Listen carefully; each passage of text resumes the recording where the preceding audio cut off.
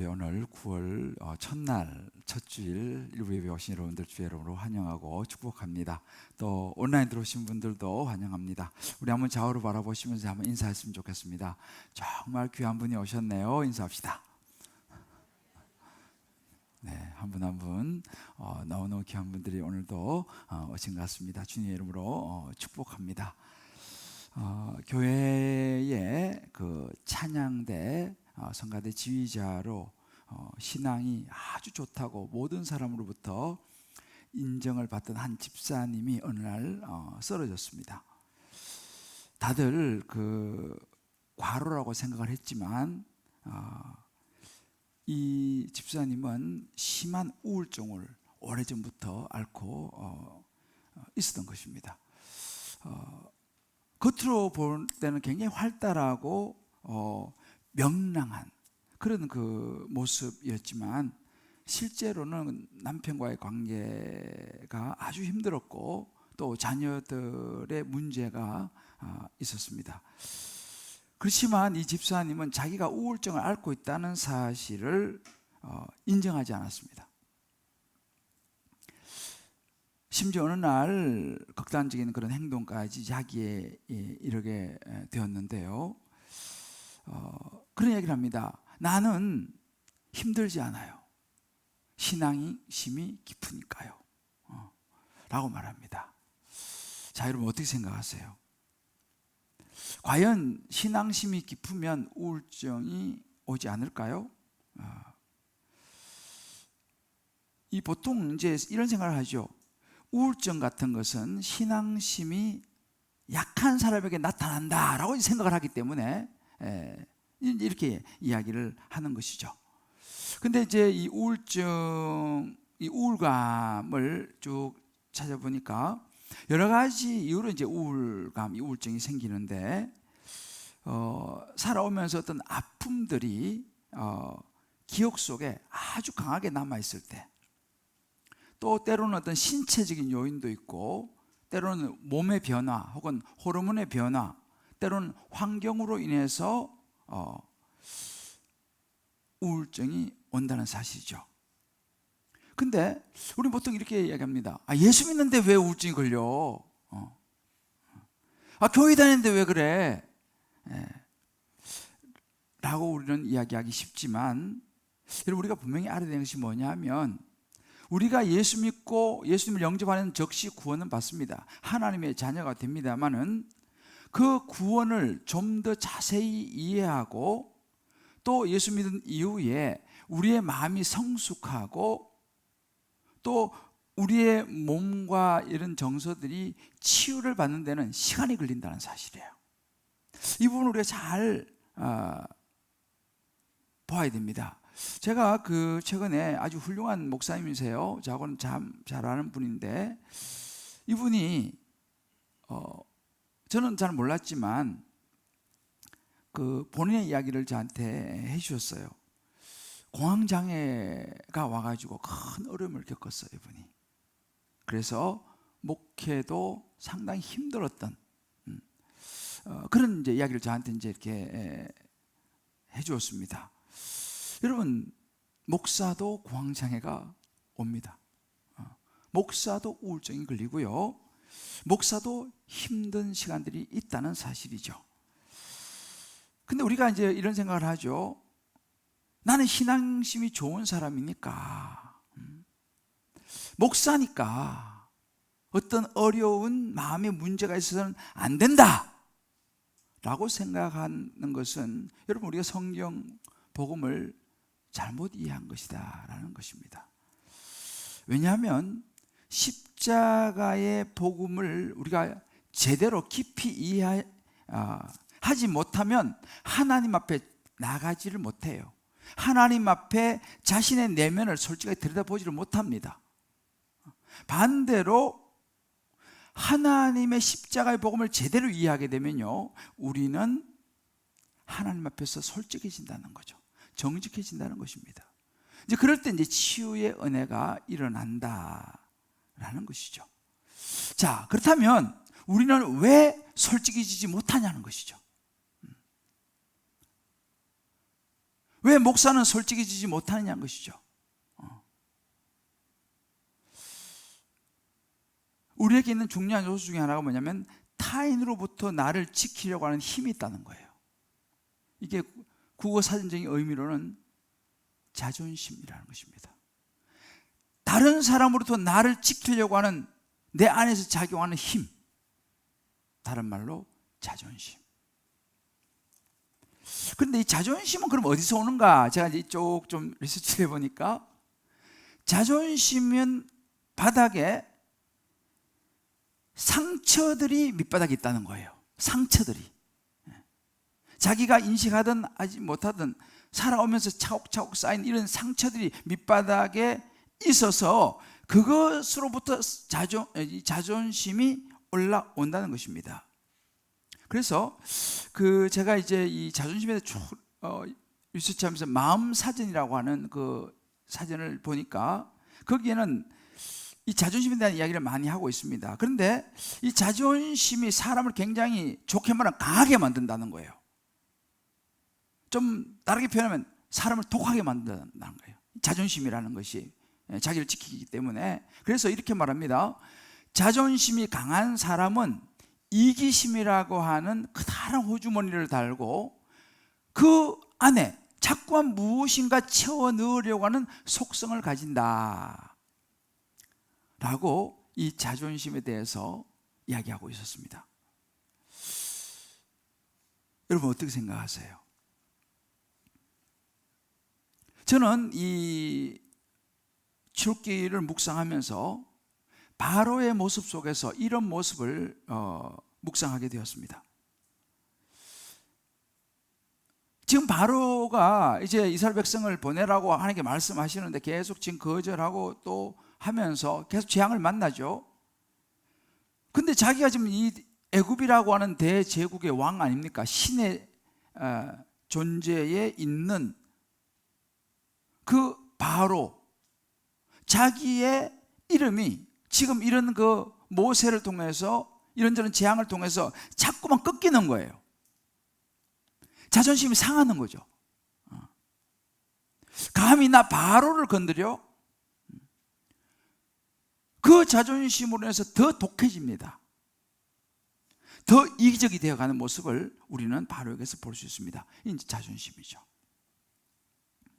그러니까 하나님이 지금 다루시는 영역을 지금 우리가 쭉 보고 있는데요. 하나님이 지금 바로 이 부분을 지금 또 다루고 계시는 거죠. 꺾여야 되는 부분이 뭐냐? 자존심이라는 거예요. 자, 그러면 이 바로만 그런가? 바로만 이런 자존심을 꺾어야 하는가? 저와 여러분은 어떤가? 내 안에는 신앙생활을 하지만 바로의 모습이 없는가라는 것입니다. 근데 자존심을 보니까요, 자존심이 센 사람들이 다른 사람들의 말에 상처를 잘 받아요. 한마디에 그냥 상처받아요. 그리고 용서하는 것을 굉장히 어렵다는 것입니다. 왜? 자존심 때문에. 특별히 무시한다고 느끼지만 참지를 못합니다. 이게 이제 이 자존심의 핵심 감정 속에 있는 부분이에요. 심지어 신앙생활하면서 하나님 앞에 나아가는 것도 그래요. 이 자존심이 하나님 앞에 나아가는 것을 가로막아요.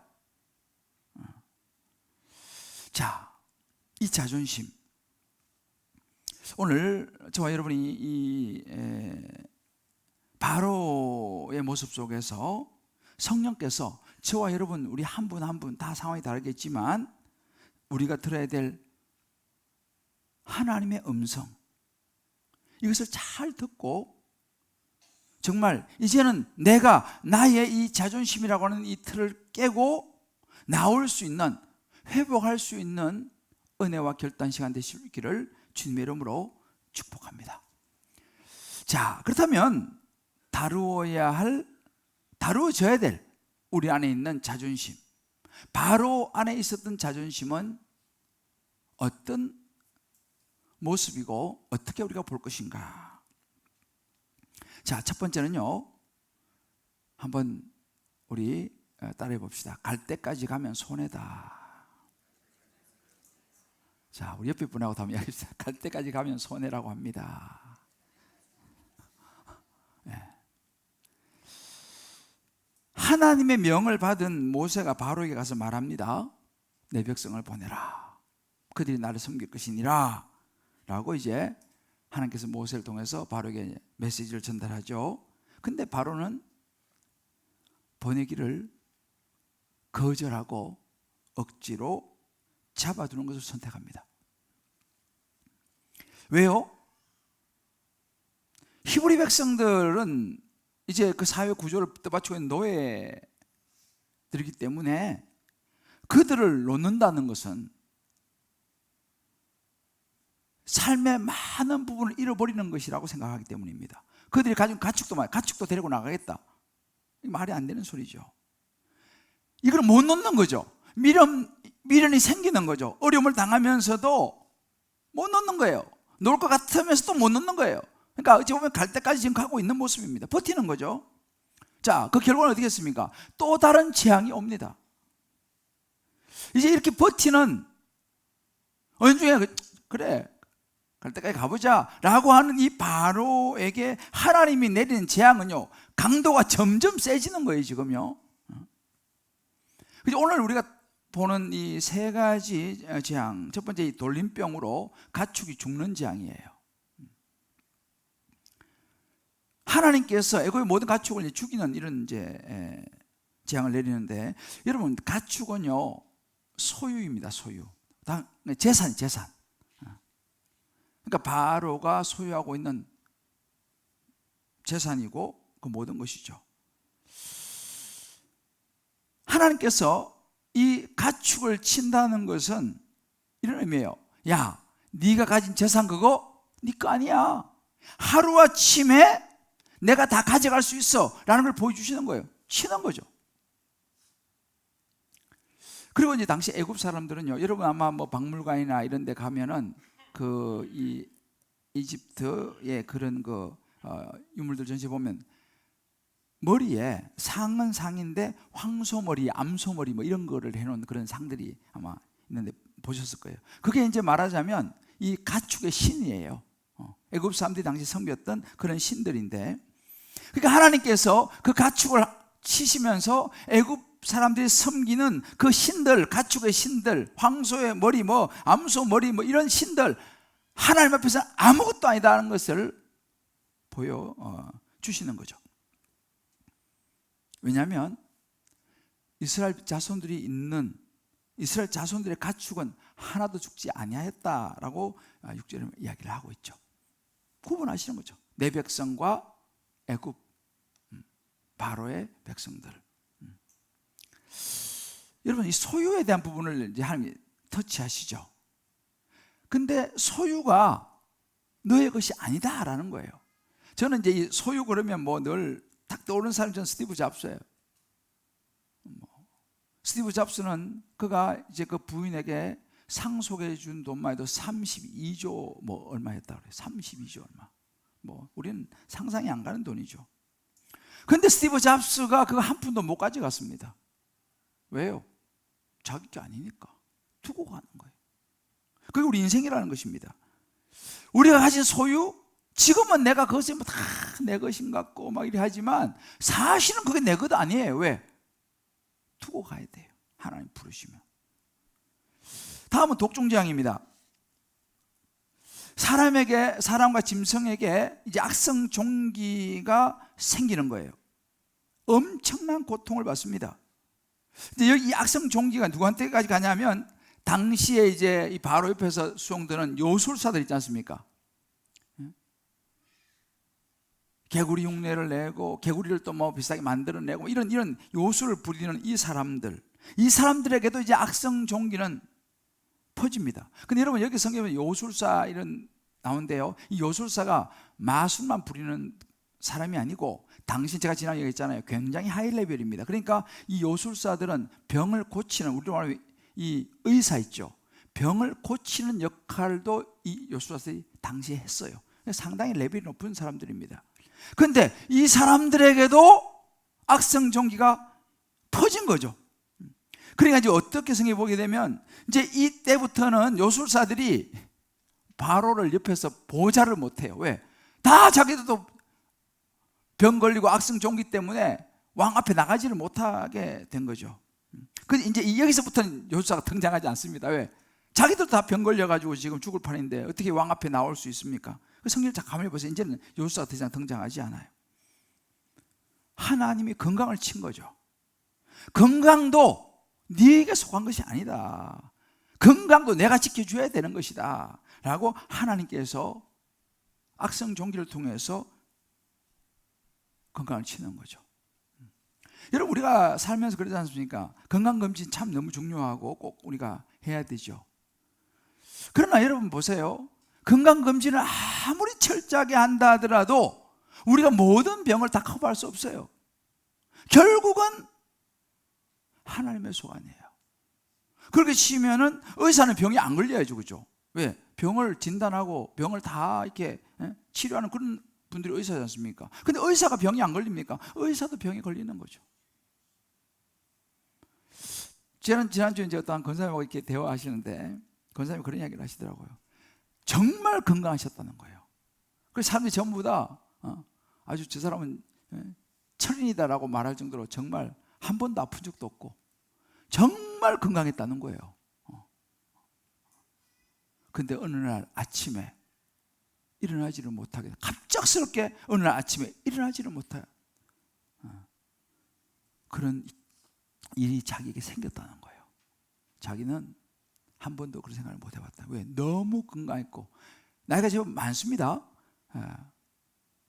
나이가 제법 많은데 어느 날 아침에 갑자기 못 일어나겠더라는 거예요.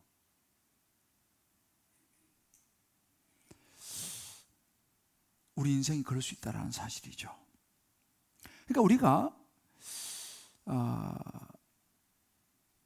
내 소유, 내 건강에 자신이 있다고 생각을 하지만 사실은 그것은 내 소유, 나의 것이 아니라고 하는 사실, 이것을 우리가 알고 인정하게 될 때에 하나님을 더 깊이, 구원의 하나님을 더 깊이 만난다라는 사실입니다.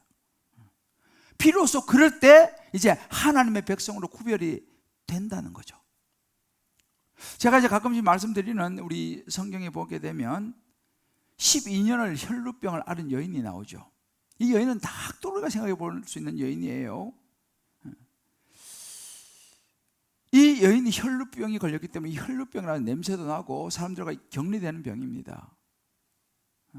그런데 이 여인이 12년의 많은 고난을 당하면서 버틴 거예요. 쉽게 말하면. 왜? 돈도 있었고 자기가 할 수 있다라고 하는 명의도 다 찾아다니고, 근데 12년 동안 버틴 겁니다. 버티면서 돈은 돈대로, 몸은 몸대로 다 망가지고 이제 더 이상 버틸 수 있는 그게 없는 거죠. 그렇다고 해서 냄새가 나는데 사람들에게 가는 것은 굉장한, 이건 어려운 이야기입니다. 왜냐하면 자기가 그런 것을 가족들은 알고 있지만 다른, 그렇게 되면 다른 사람이 알 수도 있잖아요. 그런데 그 여인이 예수님, 그 사람 많은 걸 해치고 그 사이 뚫고 예수님께로 들어가 옷자락을 만지지 않습니까? 예수님께서 마가복음 5장 30절 이렇게 말합니다. 누가 내게 손을 댔느냐라고 물으십니다. 누가 손을 댔냐? 예수님께서 그냥 좀 조용히 해주시지, 그 사람들 많은 데서 그냥 그런 말씀하시죠. 누가 내게 손을 대었느냐 물으십니다. 그때 이 여인이 어떻게 합니까? 그 앞에 엎드려 모든 사실을 여쭈니 자기가 혈루병 들린 여인이고 12년 동안 알았고 솔직하게 자기 병에 대해서, 그 사람 많은 데서 말이에요, 이야기를 합니다. 다시 말하면 자존심을 내려놓은 거죠. 자존심을 내려놓은 거예요. 왜? 다 알게 되잖아요. 거기 있는 사람들이 전부 다. 이상한 눈으로 볼 수도 있죠. 그런데 여자가 그 앞에 다 이야기합니다. 그때 예수님께서 뭐라고 말씀하시죠? 이렇게 말씀하시죠. 딸아, 내 믿음이 너를 구원하였으니 평안히 가라. 네 병에서 놓여 건강할지어다. 할렐루야. 치유와 회복이, 구원의 역사가 일어났어요. 언제요? 자존심 내려놓고 예수님 앞에 나와서 옷자락을 만지고 있는 대로 예수님 말씀하니까 다 이야기하고. 그거 쉬운 일 아닙니다, 여러분들. 사회적인 지위가 있고 자기 살아온 배경이 있고 다 있는데 어떻게 그런 이야기를 합니까? 근데 그 자신을 내려놨어요. 자, 바로 이것이 꺾여야 되는 바로의 자존심의 영역입니다. 놔야 되는 거죠. 그런데 바로가 지금 끝까지 해보자 말이지. 여러분, 버티면요 더 망합니다. 지금 바로가 지금 점점 더 크게 망하고 있습니다. 이제 앞으로 보세요. 이제 더 크게 망합니다. 그 정도 선에서 그만 놓을 수 있어야 된다는 사실이에요. 여러분, 그 도박도 그렇다더라고요. 하면 될 것 같으니까 막 계속 하다가 그냥 결국은 다 그냥 잃어버린다 그러더라고요. 자, 우리 좌우에 서로 이렇게 한번 우리 격려합시다. 갈 때까지 가시면 안 됩니다. 예수님 앞에 나와야 합니다. 갈 때까지 가시면 안 돼. 버티시면 안 된다니까요. 우리 한번 적용해 보십시다. 신앙생활을 하면서 아직 변화되지 않은 거, 내려놓지 못한 부분, 이것만은 내가 뭐 예수도 믿고 교회도 다니고 뭐 다 하는데 이것만은 내가 이거 못 놓겠습니다 라고 하는 그 마지막 영역,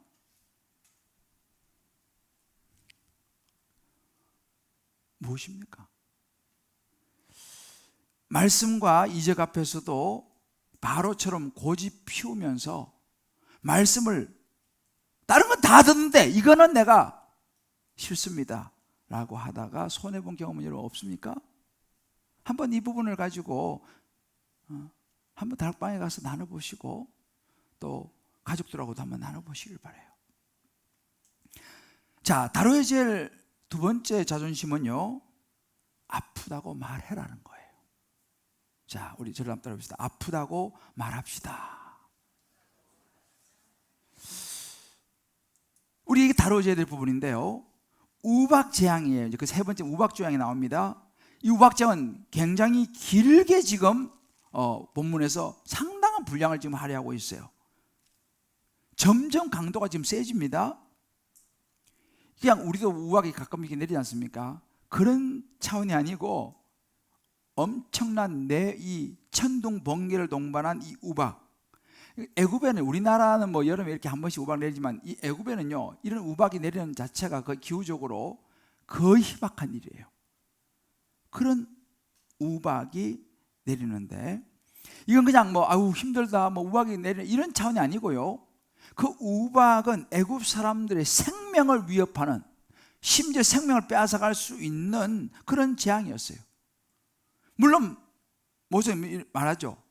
사람, 가축들 집안으로 데리고 빨리 피해라, 이제 이런 이야기 미리 주어집니다. 자, 근데 여기서 있잖아요, 애굽 사람들 안에도 두 부류의 반응이 나타납니다. 어떤 부류냐? 그 말 듣고 피한 사람이 있고 버틴 사람이 있어요. 자, 20절에 보게 되면요, 바로 신하 중에 여호와의 말씀을 두려워하는 자들, 그 종들과 가축을 집으로 피하여 드립니다. 무섭다, 이제 하나님이라는 존재가 무섭다. 그런 사람들은요, 야, 빨리 종들, 가축들 빨리 집으로 다 피해라고 반응을 했지만, 또 다른 한 부류는요, 여호와의 말씀을 마음에 두지 아니하는 사람이 있어요. 그런 이야기 해도 듣는 사람이 있고 마음에 두지 아니하는 사람, 이것을 히브리 원어로 보면요, 무시하는 사람, 이런 의미가 있어요. 하나님의 말씀을 듣고 막 두려워하면서 야 빨리 피하지 않은 사람이 있는가 하면 하나님 말씀을 무시해버린 거예요. 에이 뭐 그런 일이 무슨 있겠어. 아이 그냥 싫어요. 뭐 귀찮아. 무시하는 사람 어떻게 했습니까? 종들과 가축을 그대로 그냥 놔둬버린 거예요. 왜? 무시하니까. 자 여러분 어떤 결과를 가져왔습니까? 우리 성경에 나와요. 하나님 말씀을 무시한 사람들은요 여기 온 땅에 사람과 짐승을 막론하고 밭에 있는 모든 것을 하나님이 치십니다. 모든 것을 꺾어버려요. 그 결론이에요. 하나님 말씀을 들어도 그냥 에이 뭐 그냥 무시하고 스쳐 지나간 사람들은 결론은 뭐냐? 꺾임을 당하고 배임을 당하고. 그러나 피한 사람들은 구원을 받는 거죠. 그래서 26절을 보게 되면요 이스라엘 자손이 있는 곳 고센 땅에는 우박이 없었다 그랬어요. 하나님 구별하시는 거죠. 거기는 우박이 없었어요. 자, 이 보세요. 이 모든 재앙의 포커스는 뭐 어디 있냐면 그 마음이죠. 바로의 마음. 자존심인 거죠. 바로는 무시하는 거예요. 왜? 내가 누군데 버티는 거죠 지금. 여러분 우리가요 잘 이걸 적용해 봐야 됩니다. 우리가 신앙생활을 하면서 말씀을 다 우린 들어요. 지금도 여러분 다 듣고 계시잖아요, 그죠? 그러나 이 말씀을 들으면서도 반응은 다르게 나타날 수 있다는 사실이죠. 그 말씀을 듣고 내가 그 말씀에 순종하고 따라가며 사는 거예요. 근데 그래도 사람이 줏대가 있어야지, 소신이 있어야지. 소위 말하는 소신이라고 하는 이름으로 버티지 않습니까? 불순종하지 않습니까? 결국은 손해보는 거예요. 이거 오늘 바로가 우리에게 보여주는 거죠. 성경 우리 말 누구든지 예수 믿으면 구원받는다. 누구든지 예수 믿으면 구원받는다. 심지어 애굽 사람도요 예수 믿으면 구원받습니다. 뭐 절에 다니던 사람들, 뭐 천주교 다니는 사람들, 뭐 여러 뭐 그런 사람들도 예수 믿으면 구원받는 거예요. 지금 애굽 신하들 중에서도 그 말 따라서 피하니까 구원받지 않습니까? 버티면 결국 사망인 거예요. 그리고 요한복음 3장 10절에 말씀하시잖아요. 하나님이 사는 이처럼 살아 독생자를 주셨으니 이는 그를 믿는 자마다 멸망하지 않고 영생을 얻는다. 예수를 믿는 사람은 구원받는 거죠. 여러분 저와 여러분이 있잖아요. 자존심을 버리고 예수를 믿으시기를 주의 이름으로 축복합니다. 하나님의 은혜를 받아야 되는 거예요. 여러분 예수를 끝까지 부인하지 않습니까? 그럼 멸망인 거죠. 어쩔 수 없는 거죠. 근데 안타깝게도 이 바로의 이 고집이죠. 말하자면 고집, 이 자존심은 수많은 사람을 죽으로 몰고 갔어요. 수많은 가축을 죽게 했습니다. 왜? 자존심을 지금 못 내려놓는 거죠. 여러분 우리가 이걸 알아야 돼요. 저를 한번 따라해 보십시다. 자존심은 좀 크게 보세요. 자존심은 버리라고 있는 것이다. 자존심 버리라고 있는 거예요. 그게 용기예요. 근데 성경에 보면요 이 바로가 자기 자신의 죄를 인정하는 대목이 나와요. 27절에 보면 이제 이렇게 되니까 바로가 이제 큰일 났습니다. 모세아로 불러가지고 이번에 내가 범죄하였노라. 자기 죄지었다고 인정을 합니다. 여호와는 의로우시고 나와 나의 백성 악하도다 인정을 해요. 근데요 이 인정은 하나님을 향한 그 마음에서 나온 인정은 아니었어요. 말은 그랬어요. 아이고 내가 죄졌다 우리가 죄졌으니까 말을 하는데 이건 진심은 아니었어요. 왜? 당장 지금 막 우박 때문에 막 큰 어려움을 닥치니까 일단은 위기를 모면하고 보자 이거예요. 그러니까 우리가요 사람들이요 아이고 회개합니다 그 말이 항상 진심은 아니라는 것도 우리가 봐야 돼. 이게 바로 보면요 그러니까 회개도 거짓 회개가 있다니까요. 아이고 제가 잘못했습니다 말은 그렇게 하는데 마음은 그렇지 않을 수도 있다 이 말이죠. 왜요? 어떻게 알 수 있습니까? 또다시 이 바로는 약속을 안 지켜요. 말은 그냥 제가 죄를 졌습니다 하는데 아직도 그 약속 그렇게 했으면 그거에 따라서 행동이 나와야지 않습니까? 근데 바로는 그 행동이 안 나옵니다. 다시 말하면 아직 자기 자존심을 꺾지를 못했다는 이야기죠. 말은 그렇게 했지만은 왜? 또 마음 바뀌어가지고 또 거절합니다.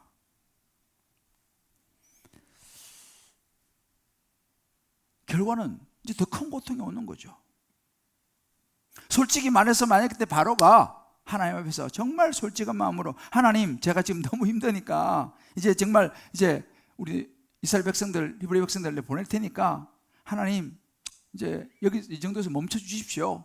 정말 제가 잘못했습니다 라고 솔직하게 회개하면서 나갔으면 좋았을 텐데 말은 좀 그렇게 했지만 그렇게 하지 않았어요. 진심으로 힘들다고 아프다고 말하지 않은 거죠. 여러분 보면 성경에 보면요, 이 자존심이 강했던 사람들이 등장을 여러 명 합니다. 뭐 여러 사람이죠. 그중에 대표적인 사람이 바울입니다. 사울이라고 우리 보죠. 바울은 굉장히 학문적인 배경을 가진 사람이었습니다. 그다음에 최고의 학벌, 신앙적인 배경도 빵빵했습니다. 히브리인 중에 히브리인이에요. 바리새인 중에 바리새인이라고 그랬어요. 율법으로 흠이 없는 사람이다 하고 스스로 이야기했습니다. 이 사람 굉장히 의로운 사람이었어요. 자기 스스로 굉장히 의롭다고 생각하는 사람, 이런 사람들이 자존심이 강합니다. 그렇게 자랐습니다. 최고로 자랐습니다. 그는 당시 전체 많은 사람들에게서 석학으로 인정을 받았습니다. 말씀 너무너무 잘하는 사람 인정을 받았습니다. 오, 사울 저 청년은 벌써 가말리엘 문에서 공부하고 바리새인 중에 바리새인이고 율법으로는 학자고 성경 너무너무 잘한다는 거예요. 그 자기의 높은 의가 예수를 받아들일 수 없게 만들었어요. 왜? 자기 생각에는 말이 안 되거든. 예수가 무슨 뭐 목수의 아들이 구원자로 오느냐, 말이 안 된다, 인정할 수 없었습니다. 근데 이 사울이라는 청년이 결정적으로 확 꺾이는 모멘텀이 있었어요. 언제요? 예수 믿는 사람 잡아다가 우리 말하면 이제 그 체포영장 발부받아가지고 예수 믿는 사람 잡아가지고 예루살렘으로 데리고 오려고 가다가 다메섹 도상에서 눈이 멀어버린 거예요. 예수님 만나면서 눈이 멀어버립니다. 사도행전 9장 8절 보면 사울이 땅에 일어나 눈을 떠서 아무것도 보지 못했다고 그랬어요. 하루 종일 눈이 멀어버린 거예요. 여러분 생각해 보세요. 갑자기 눈이 안 보여버려. 한 발짝도 움직일 수 없습니다. 사람들의 손에 끌려서 다메섹으로 들어갑니다. 그때 바울이 하나님 앞에 자존심을 꺾습니다. 왜? 눈이 멀어버렸어요.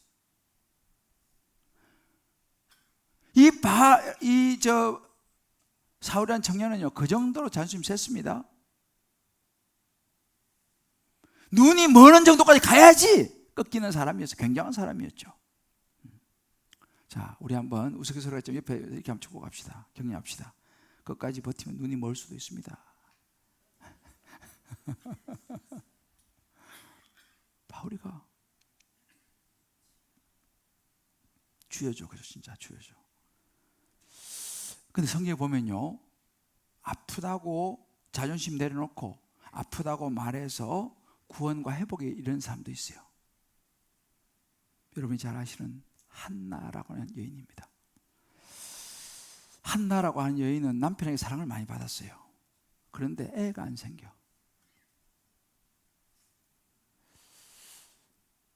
애가 안 생겨. 근데 이제 남편이 이제 부인이 너무 사랑하지만 애를 못 놓으니까 첩을 들였어요. 브린나라고 하는 여인을 첩으로 들였어. 첩이 들어와갖고 애를 숭숭 낳네요. 그러더니만은 본부인 자기를 무시하기 시작합니다. 애도 못 낳고 말이에요. 자기가 마치 주인 행세하고 이제 이런 형편이 됐어요. 참 한나가 너무 마음이 힘들고 슬펐어요. 그래서 그가 성전에 올라와서 자존심이고 뭐고 다 내려놓고 하나님 앞에 기도하고 통곡을 합니다. 그 힘들고 아픈 가슴을 하나님 앞에 다 쏟아내죠. 한나가 마음이 괴로워서 여호와께 기도하고 통곡하며,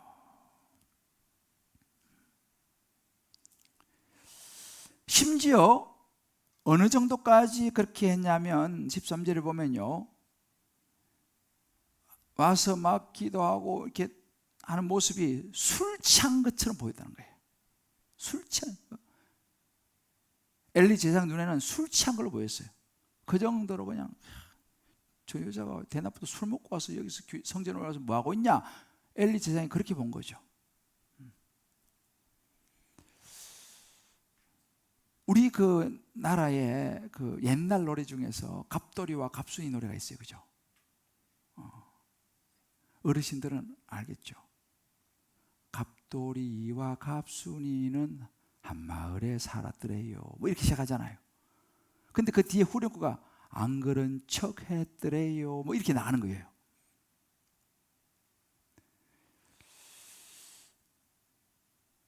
우리가요, 안 그런 척 했더래요, 이것이 이제 문제가 되는 거죠. 그런데 이 한나는요, 안 그런 척 하지 않았어요. 하나님, 첩으로 들어온 분이나 때문에 제가 너무너무 힘듭니다. 저는 애를 못 낳아서 너무 슬픈데 첩이 들어와 갖고 저를 이렇게 갈시하고 저를 이렇게 무시하고, 하나님 제가 너무 마음이 아픕니다 라고 성질나서 울고 그냥 통곡한 거예요, 술 취한 것처럼. 이게 굉장히 중요한 포인트입니다. 우리가 인생을 살아가면서 힘들고 아플 때가 있죠.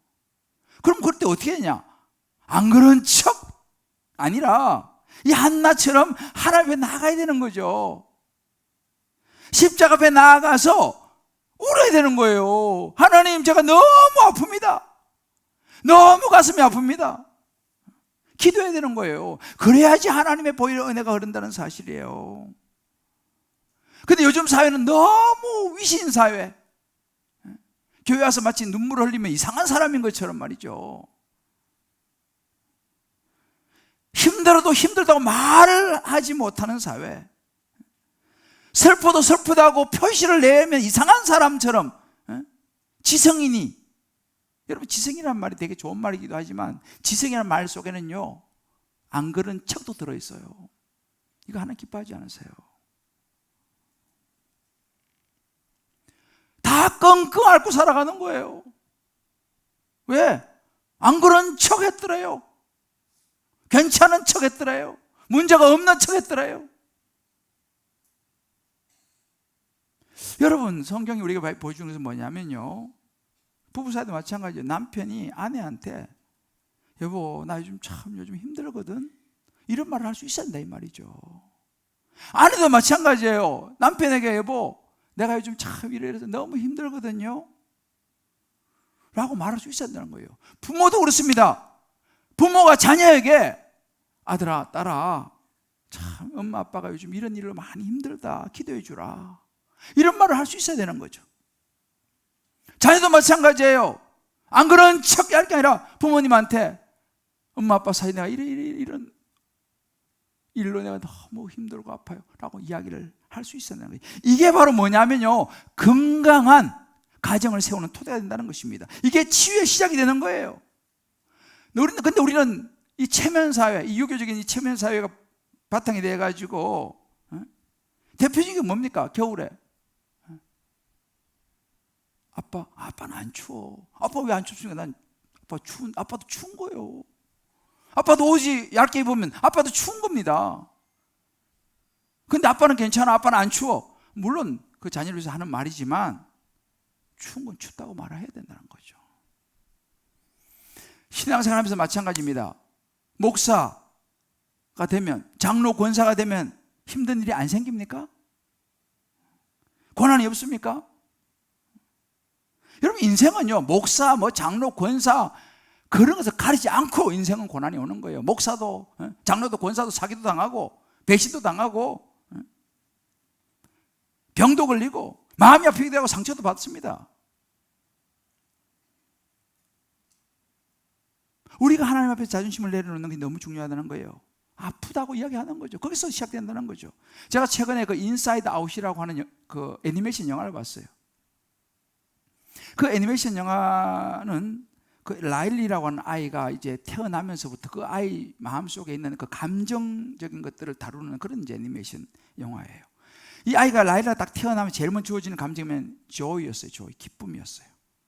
기쁨 너무 좋잖아요. 막 기뻐하고 너무 좋은 거예요. 근데 그 다음에 들어오는 감정이 뭐냐면 슬픔이라는 감정이었어요.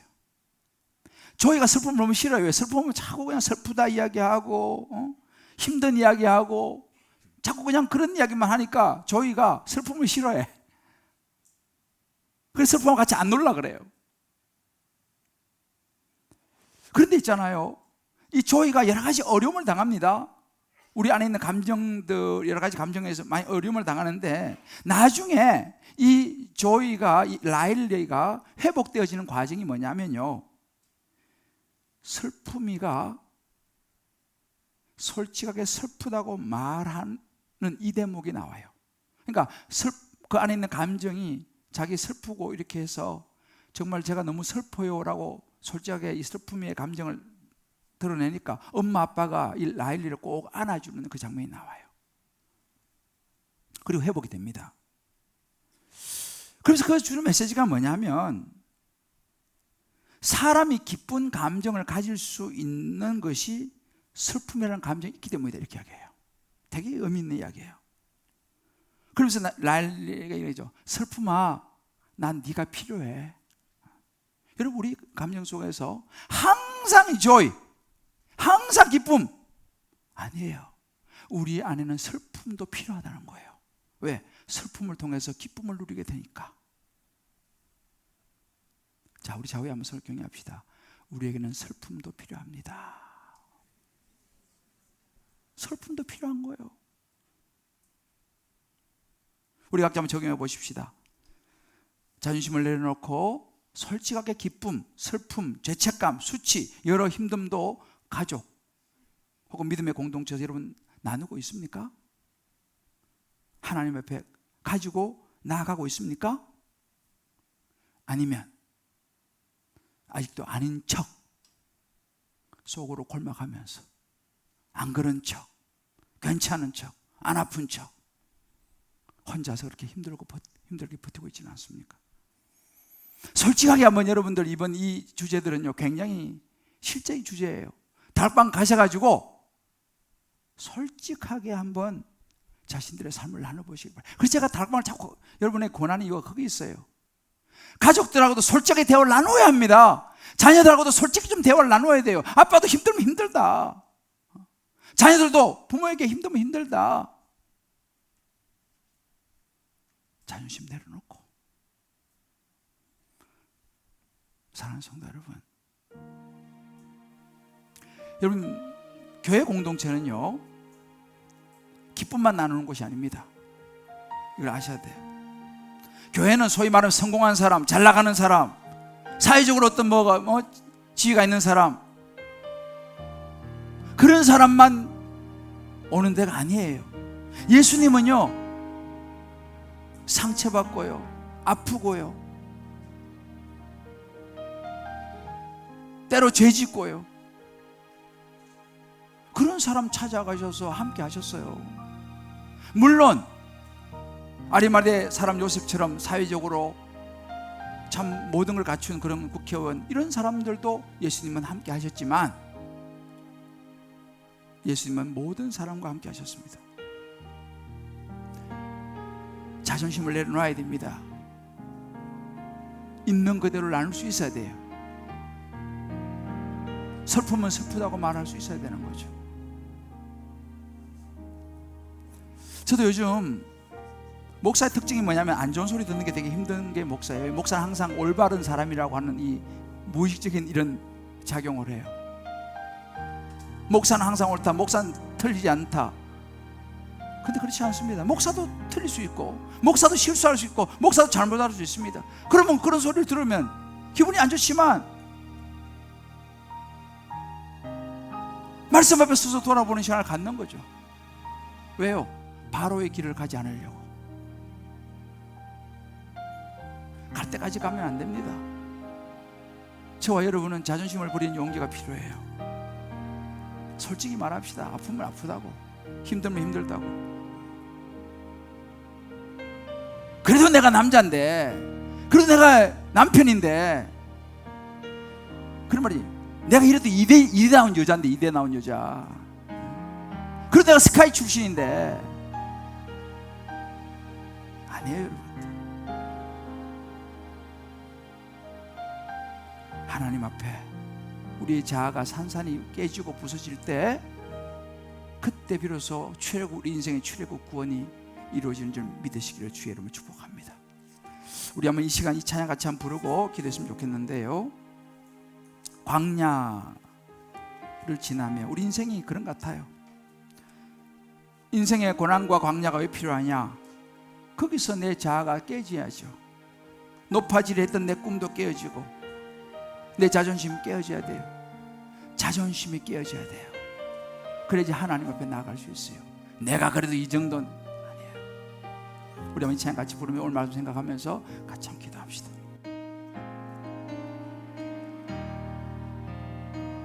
왜 나를 깊은 어둠 속에 홀로 두시는지, 어두운 밤은 왜 그리 길었는지,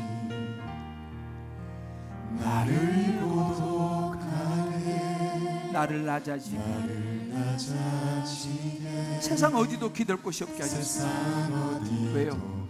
기댈 곳이 없게, 그래 하나님을 만날 수 있으니까.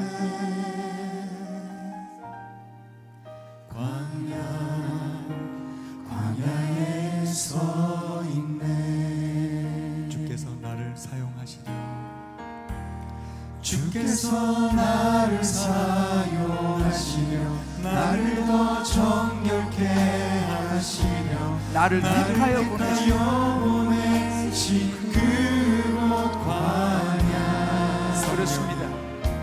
성령이 내 영을 다시 태어나게 하는 곳 광야. 광야에 서 있네. 내 자아가 산산이 깨지고, 내 자아가 산산이 깨지고, 높아지려 했던 내 꿈도 주님 앞에 내어놓고, 주님 앞에 우리의 자존심을 내려놓고 바로의 길을 가지 않기 위해서 오직 주님 뜻만 이루어지기를, 나로부터 주님만 드러나시기를. 내 자아가 산산이 깨지고, 높아지려 했던 내 꿈도 주님 앞에 내려놓고, 오직 주님 뜻만 이루어지기를, 나로부터 주님만 드러나시기를.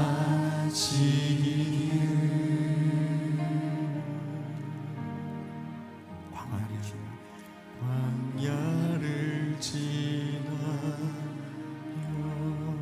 우리 한번 다 같이 눈을 감고 기도합시다.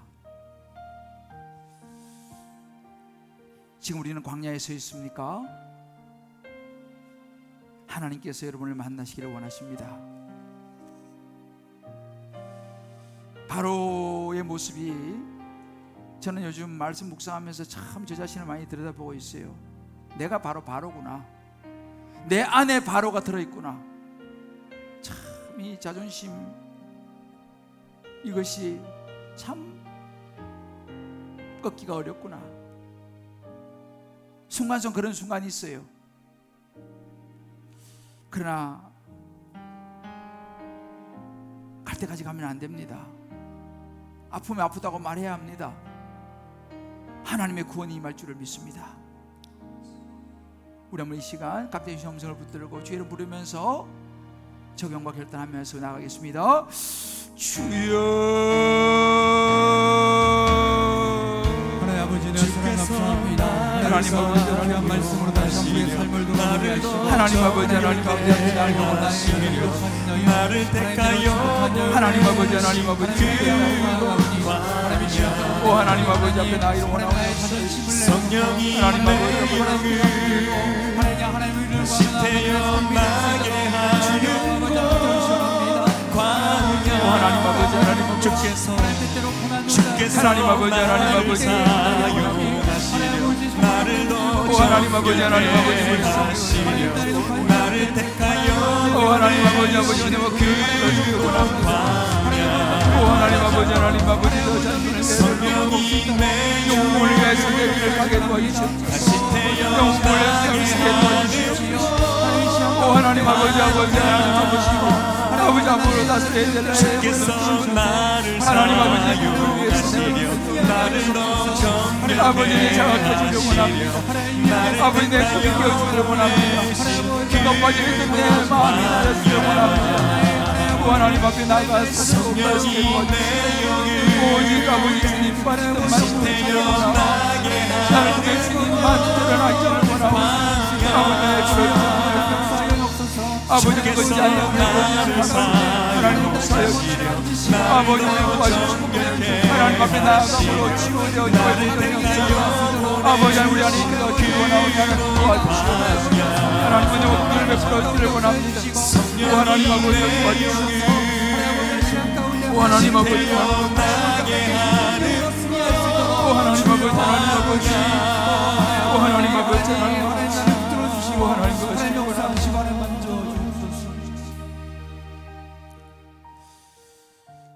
하나님 아버지, 예수님은 하나님의 아들이시면서도 이 땅에 오셔서 침뱉음을 당하셨습니다. 십자가에 달려 갖은 치욕과 굴욕을 당하시고 심지어 죽으셨습니다. 그런데 참 제 자아가 잘 깨어지지 않습니다. 제 자존심이 잘 굽혀지지가 않습니다. 목사라고 하는 이 자리가 참 말씀 앞에 순종하는 것처럼 보이지만 말씀 앞에 내려놓기가 참 어렵습니다. 하나님 아버지, 바로의 길을 가지 않게 도와주시옵시고 말씀 앞에 순종하여 나를 꺾게 도와주시고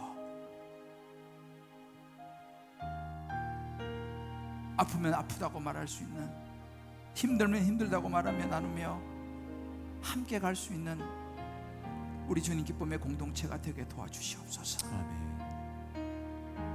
서로를 보듬고 서로를 감싸주면서 우리의 연약함과 우리의 실수와 우리의 넘어짐을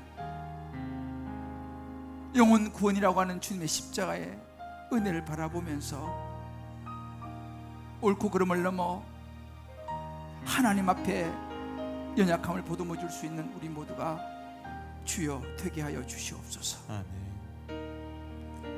주님만 높아지기를 원합니다.